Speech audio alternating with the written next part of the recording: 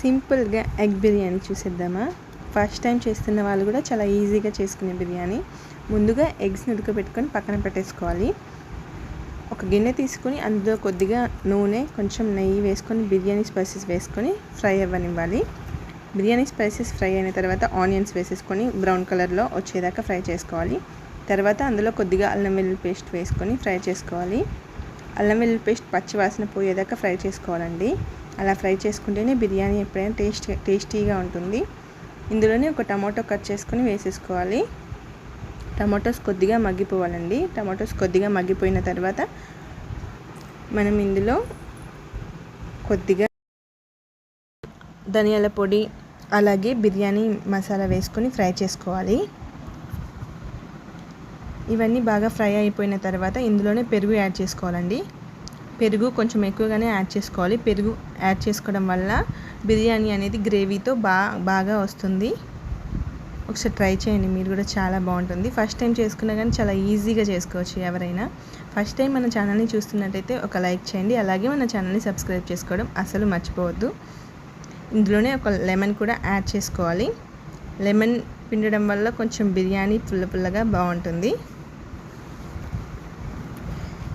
చాలా బాగుంటుందండి, ఒకసారి ట్రై చేయండి. సింపుల్గా ఎగ్ బిర్యానీ. ఇది కూడా కొంచెం మగ్గిపోవాలి. ఈ గ్రేవీ చూసారా ఎంత బాగుందో, ఇలా రావాలి బిర్యానీ ఎప్పుడైనా గ్రేవీ. ఒకసారి కలిపేసుకొని ఇందులోనే మనం కొత్తిమీర, పుదీనా కట్ చేసుకున్నాం కదా, దాన్ని కూడా ఇందులో వేసేసుకొని కొద్దిగా మగ్గనిద్దాం.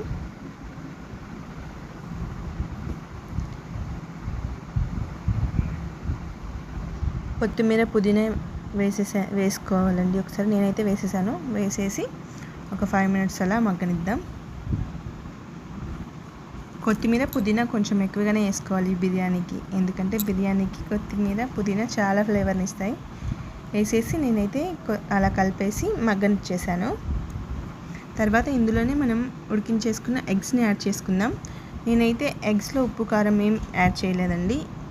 ఈ గ్రేవీలోనే ఒక ఎగ్స్ వేసేసి ఒక 5 మినిట్స్ అయితే అలా వదిలేస్తాను. ఈ గ్రేవీ అంతా ఎగ్స్కి అయితే పట్టేస్తుంది. 5 మినిట్స్ తర్వాత చూసారా ఇలా అవుతుంది గ్రేవీ మొత్తం దగ్గరికి. ఇప్పుడు మనం ఇందులో రైస్ యాడ్ చేసుకుందాం. నేనైతే ఒక 15 మినిట్స్ ముందు రైస్ అయితే కడిగి పక్కన పెట్టేసుకున్నాను. గ్లాస్ బియ్యానికి గ్లాసున్నర వాటర్ అయితే సరిపోతాయి. నేను ఎప్పుడైనా ఇలానే చేస్తాను, చాలా పొడిగా వస్తుంది. మీరు కూడా ఒకసారి ట్రై చేయండి. ట్రై చేసి మనకి ఒక కామెంట్ చేయండి. ఒకసారి అలా కలిపేసుకొని ఇందులో వాటర్ యాడ్ చేసుకుందాం. నేనైతే ఏ గ్లాస్తో రైస్ తీసుకున్నానో అదే గ్లాస్తో వాటర్ అయితే యాడ్ చేసుకున్నాను. వాటర్ యాడ్ చేసుకొని ఇందులో సాల్ట్ చెక్ చేసుకోవాలి. సాల్ట్ సరిపోకపోతే సాల్ట్ అయితే యాడ్ చేసుకుందాం. నేను గ్రేవీలో కొద్దిగానే సాల్ట్ వేసాను, ఇప్పుడైతే సరిపడినంత వేసుకున్నాను.